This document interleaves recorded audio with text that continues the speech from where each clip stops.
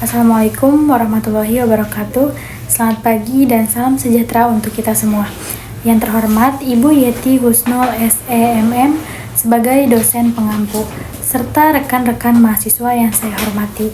Perkenalkan, saya Feriska Septialani dengan NPM 0211241127.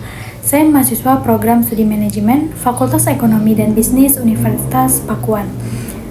Pada kesempatan ini, saya akan membahas topik yang sangat dekat dengan kehidupan kita semua, yaitu media sosial dan pentingnya penggunaan secara bijak. Coba deh, siapa di sini yang bisa sehari saja nggak buka TikTok, Instagram, atau WhatsApp? Kayaknya hampir nggak mungkin ya, karena itu di video ini saya akan jelaskan gimana cara kita menggunakan media sosial dengan bijak supaya bisa memberi manfaat, bukan masalah. Nah, untuk yang pertama yaitu apa itu media sosial? Media sosial adalah platform digital yang memungkinkan penggunanya untuk berinteraksi, berbagi informasi, dan membangun jaringan sosial secara online. Contohnya seperti Instagram, TikTok, YouTube, Facebook, dan WhatsApp.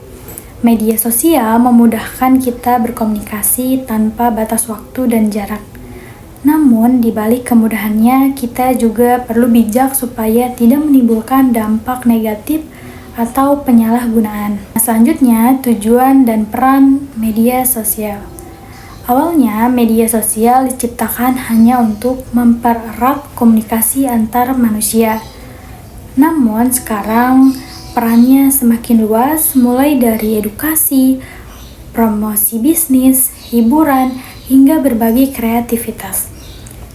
Kalau digunakan dengan benar, media sosial bisa menjadi sarana pengembangan diri dan membangun citra positif. Nah, selanjutnya dampak negatif media sosial. Meski banyak manfaat, media sosial juga punya sisi negatif, seperti penyebaran hoaks, kecanduan, dan cyberbullying. Adalah contoh nyata dampak buruknya. Selain itu, privasi kita juga bisa terancam karena data pribadi mudah tersebar. Jadi, penting banget untuk selalu berhati-hati dalam menggunakan media sosial agar tidak merugikan diri sendiri maupun orang lain. Nah, selanjutnya, dampak dalam kehidupan sehari-hari.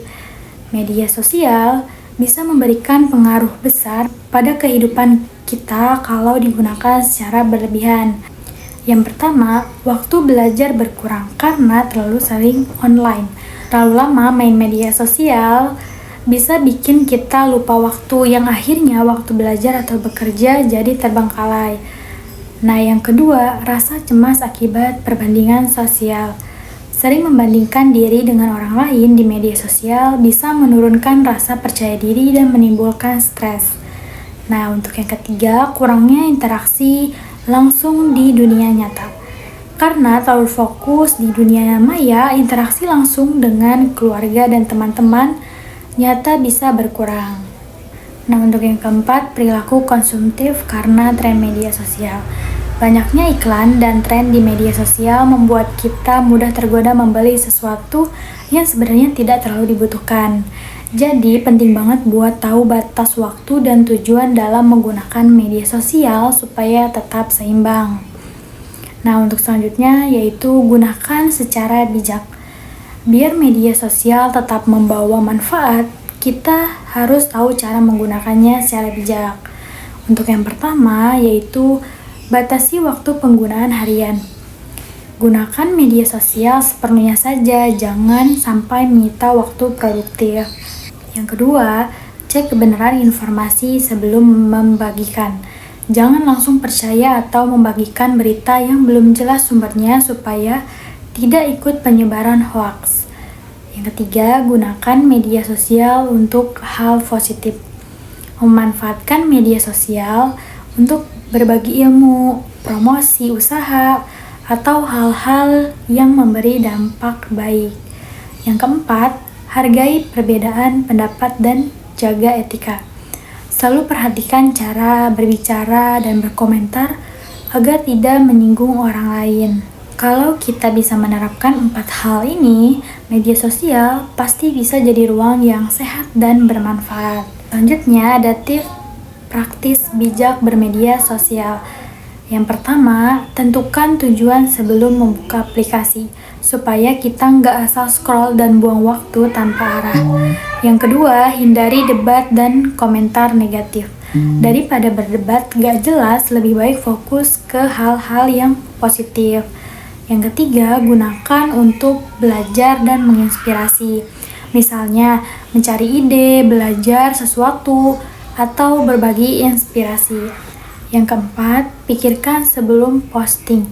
Tanya diri sendiri apakah postingan ini bermanfaat dan sopan atau justru menyinggung orang lain. Dengan membiasakan hal-hal kecil seperti ini, kita bisa jadi pengguna media sosial yang lebih bijak dan bertanggung jawab.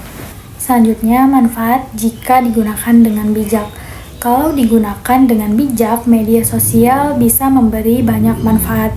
Kita bisa menambah wawasan lewat konten edukasi, membangun bisnis, memperluas relasi, bahkan meningkatkan karir. Selain itu, media sosial juga bisa jadi wadah untuk menyebarkan hal-hal baik, seperti kampanye sosial atau inspirasi positif. Semua tergantung pada bagaimana kita memanfaatkannya. Nah, untuk yang selanjutnya yaitu ada pesan inspiratif. Ada satu pesan penting yang selalu saya ingat, yaitu bijak di dunia maya, cermin diri di dunia nyata. Maksudnya, sikap kita di media sosial mencerminkan kepribadian kita yang sebenarnya. Kalau kita sopan, menghargai orang lain, dan menyebarkan hal yang positif, berarti kita juga punya karakter yang baik di dunia nyata. Jadi, mari gunakan media sosial untuk menyebarkan hal-hal yang baik. Nah, untuk yang terakhir yaitu ada penutup. Dari pemaparan tadi dapat disimpulkan bahwa media sosial adalah alat yang bisa membawa banyak manfaat jika digunakan dengan benar. Kita tidak perlu menjauhi media sosial, tetapi harus bisa menggunakannya secara bijak dan bertanggung jawab. Gunakan media sosial untuk menebar kebaikan, bukan kebencian. Dengan begitu, kita bisa jadi generasi yang cerdas, digital, dan beretika. Terima kasih atas perhatian Ibu dan teman-teman semua.